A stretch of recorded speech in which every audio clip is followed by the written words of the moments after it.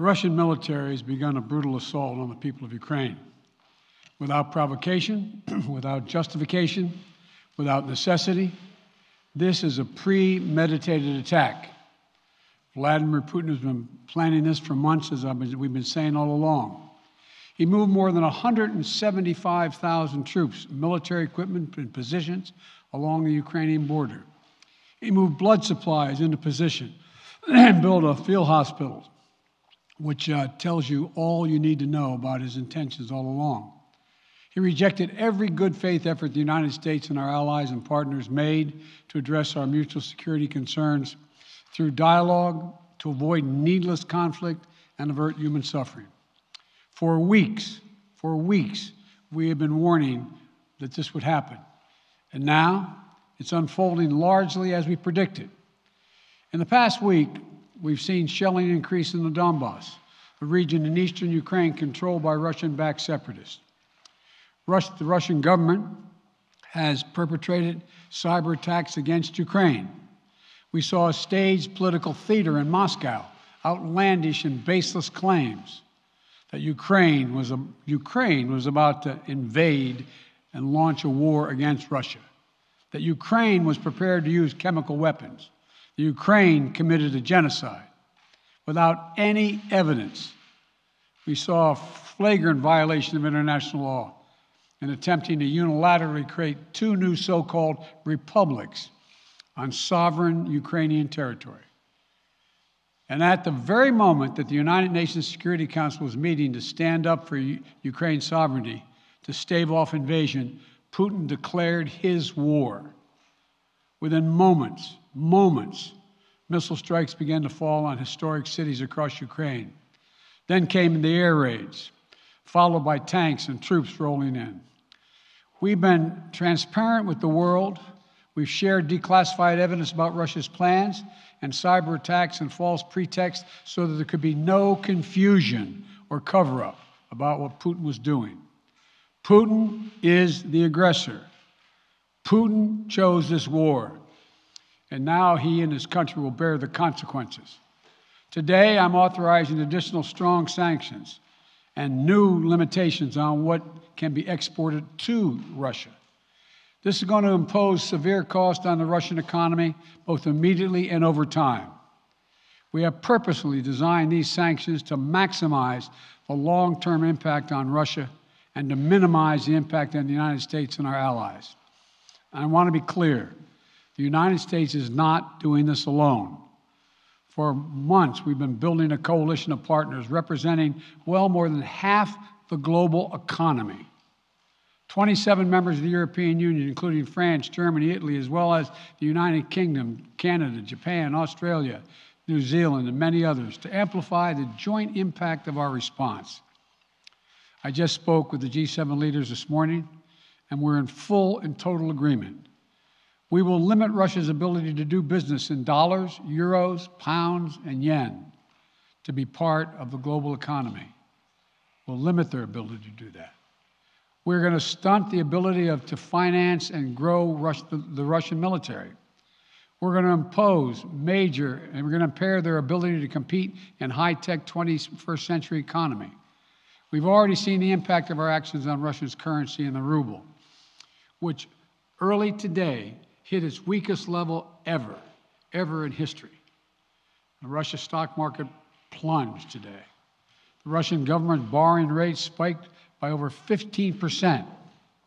In today's actions, we've now sanctioned Russian banks that together hold around $1 trillion in assets.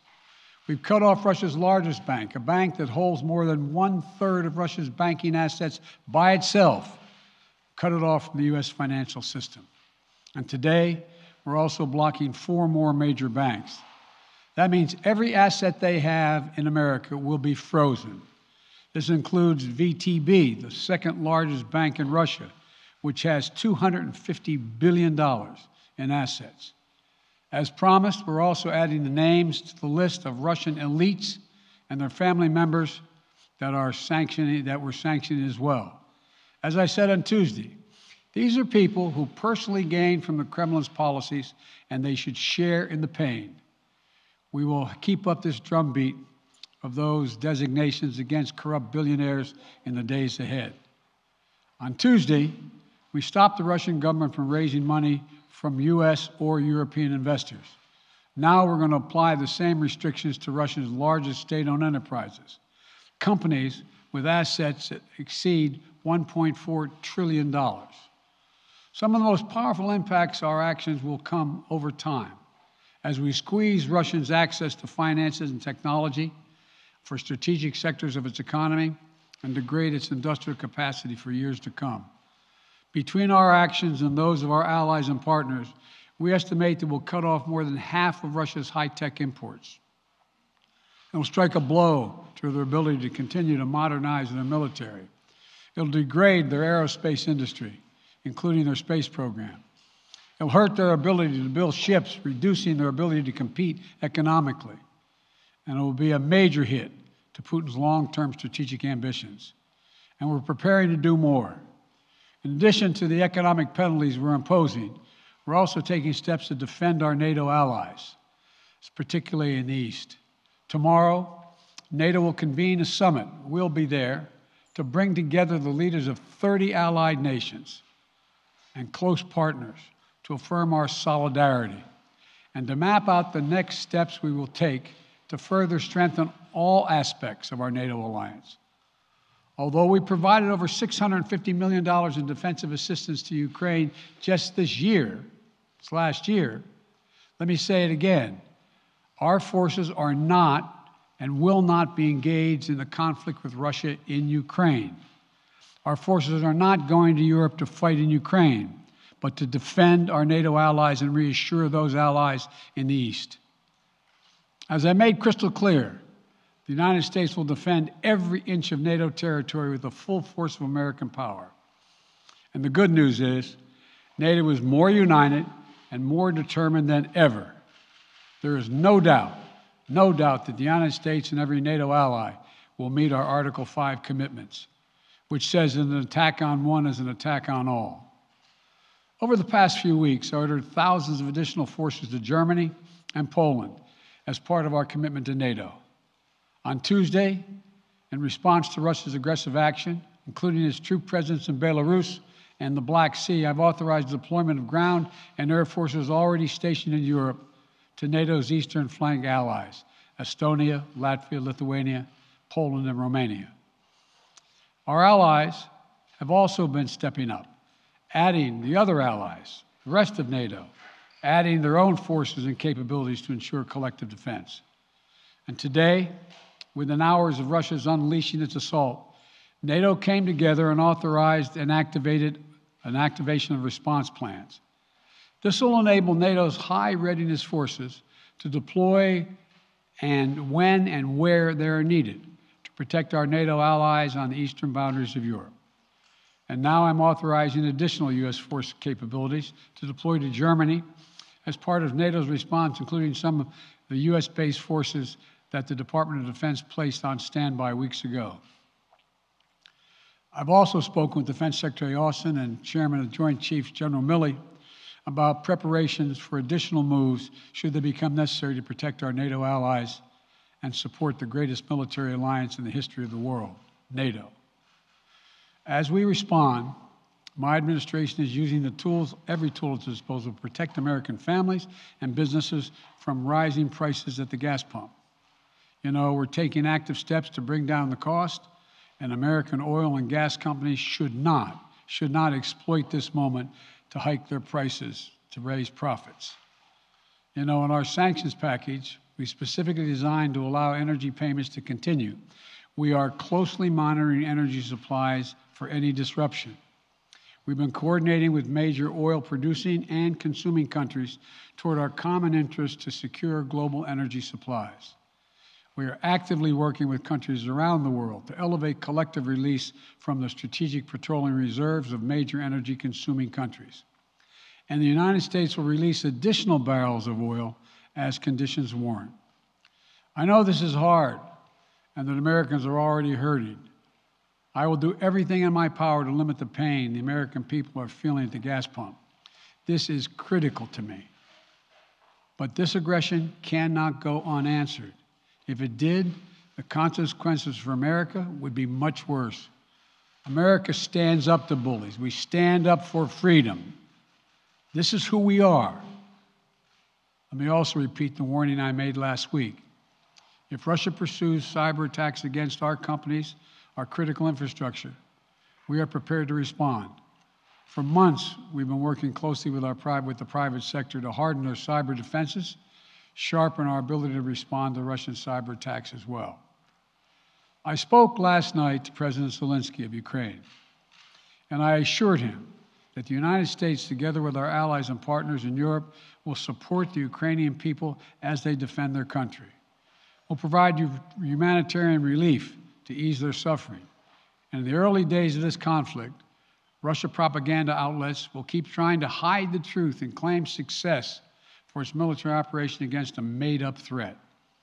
But history has shown, time and again, how swift gains in territory eventually give way to grinding occupations, acts of mass civil disobedience, and strategic dead ends. The next few weeks and months will be hard on the people of Ukraine. Putin has unleashed a great pain on them, but the Ukrainian people have known 30 years of independence. They have repeatedly shown that they will not tolerate anyone who tries to take their country backwards. This is a dangerous moment for all of Europe, for the freedom around the world.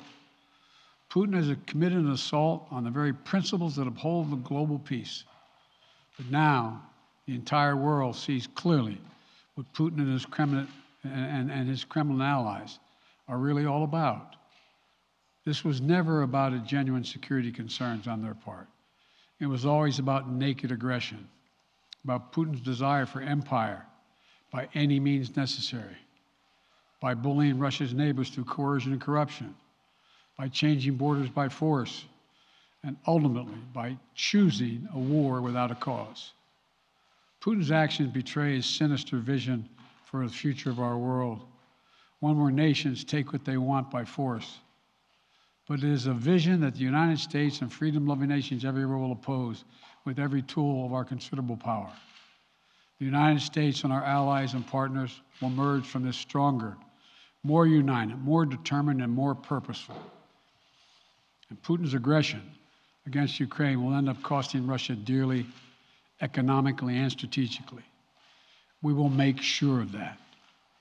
Putin will be a pariah on the international stage. Any nation that countenances Russia's naked aggression against Ukraine will be stained by association. When the history of this era is written, Putin's choice to make a totally unjustifiable war on Ukraine will have left Russia weaker and the rest of the world stronger. Liberty, democracy, human dignity, these are the forces far more powerful than fear and oppression. They cannot be extinguished by tyrants like Putin and his armies. They cannot be erased by from people's hearts and hopes by any amount of violence and intimidation. They endure. In the contest between democracy and autocracy, between sovereignty and subjugation, make no mistake, freedom will prevail. God bless the people of a free and democratic Ukraine, and may God protect our troops. Mr. President. Associated Press, Zeke. Do you have any plans to speak with President Putin at this point, and what interactions have you had with the Russian government? I heard the first part. Do I have any plans to speak with Putin at this point, and what? What communications have you had with the Kremlin as far as military operations in Ukraine and making sure this does not spiral into a larger conflict? Well, it's a large conflict already. The way we're going to ensure it's not going to aspire to a larger conflict is by providing all the forces needed in the Eastern European nations that are members of NATO. NATO is more united than it's ever been, and I have no plans to talk with Putin. Wall Street Journal, Tarina. Mr. President, you didn't mention SWIFT in your sanctions that you announced. Is there a reason why the U.S. Isn't doing that? Is there a disagreement among allies regarding SWIFT and whether Russia should be allowed to be a part of it? The sanctions that we've proposed on all their banks have of equal consequence, maybe more consequence than SWIFT, number one. Number two, it is always an option, but right now that's not the position that the rest of Europe wishes to take. Cecilia Vega, ABC. Sir, sanctions clearly have not been enough to deter Vladimir Putin to this point. What is going to stop him? How and when does this end? And do you see him trying to go beyond Ukraine? And a second question I'll just give to you now. This statement that he gave last night, the threat that he gave, the West will face consequences greater than any you have faced in history. Is he threatening a nuclear strike? I have no idea what he's threatening. I know what he has done, number one. And number two, no one expected the sanctions to prevent anything from happening. It has to show, this is going to take time, and we have to show resolve so he knows what's coming. And so the people of Russia know what he's brought on them. That's what this is all about. This is going to take time. It's not going to occur, he's going to say, oh my God, these sanctions are coming, I'm going to stand down. He's going to test the resolve of the West to see if we stay together, and we will. We will, and it will impose significant costs on him. Will he go beyond Ukraine, sir? Do you see him going beyond? Yes. Two topics, just really quick. First, markets are down and gas prices are up. I know you always stress the difference between Wall Street and Main Street, but everybody seems to be in for some economic pain. How economically painful is it going to get for people in this country? And I do have one more question. First of all, there's no doubt that when a major nuclear power attacks and invades another country, that the world is going to respond, and markets can respond all over the world. So there's no doubt about that, number one. Number two, the notion that this is going to last for a long time is highly unlikely as long as we continue to stay resolved in imposing the sanctions we're going to impose on Russia, period. What's the next question? I'm sorry. The next question is, did you underestimate Putin, and would you still describe him the way that you did in the summer as a worthy adversary? At the time, he was, I made it clear, as an adversary, and I said he was worthy. I didn't underestimate him. And I've read most of everything he's written. Did you read I shouldn't, I'm not being a wise guy. You heard the speech he made, almost an hour's worth of speech is why he was going into Ukraine. He has much larger ambitions in Ukraine. He wants to, in fact, reestablish the former Soviet Union. That's what this is about. And I think that his ambitions are completely contrary to the place where the rest of the world has arrived.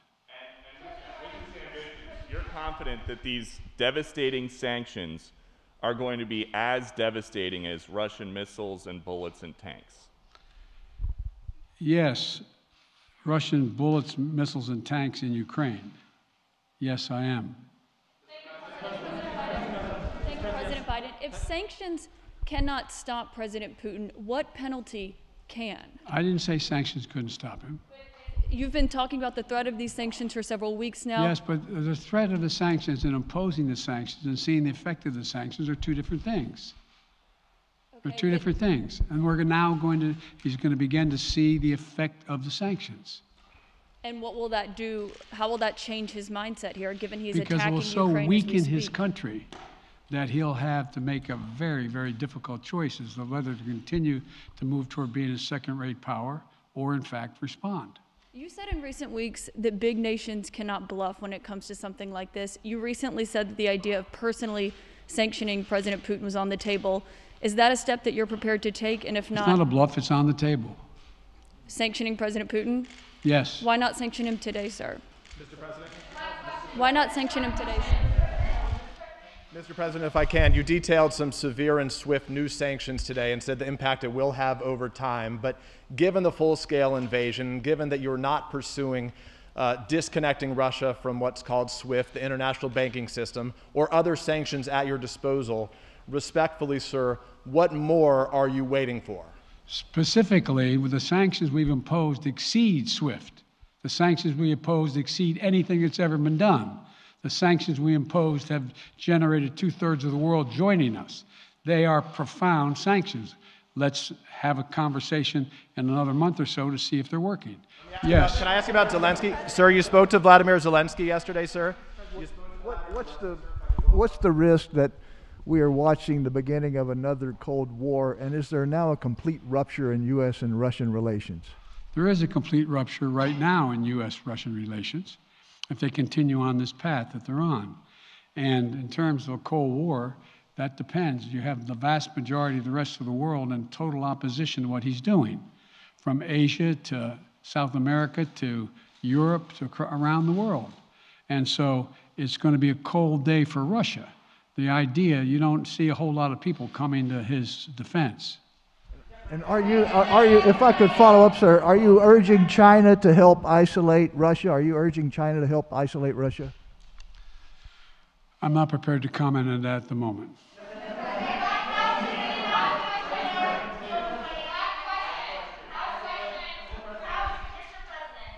Wait, no. Yeah. No. He's had his hand up a long time. Thank you, Mr. President. How concerned are you that Putin wants to go beyond Ukraine into other countries, and the U.S. will have to get involved if he moves into NATO countries? Well, if he did move into NATO countries, he will be involved. We will be involved. The only thing that I'm convinced of is if we don't stop now, he'll be emboldened. If we don't move against him now with these significant sanctions, he will be emboldened. Look, you know, well, anyway. And can you talk anything more about your conversation? Mr. President. Why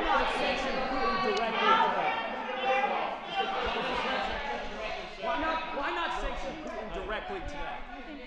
Defense partner for the sir. I'm sorry, I can't hear you. Sir, India, which is a major defense partner of the United States, is India fully with you on the issue of Ukraine and Russia? Does the Defense Department of the United States? Sir, India is one of your major defense partners. Is India fully in sync with the United States on Russia? We're in consultation with India today. We haven't resolved that completely. One more question.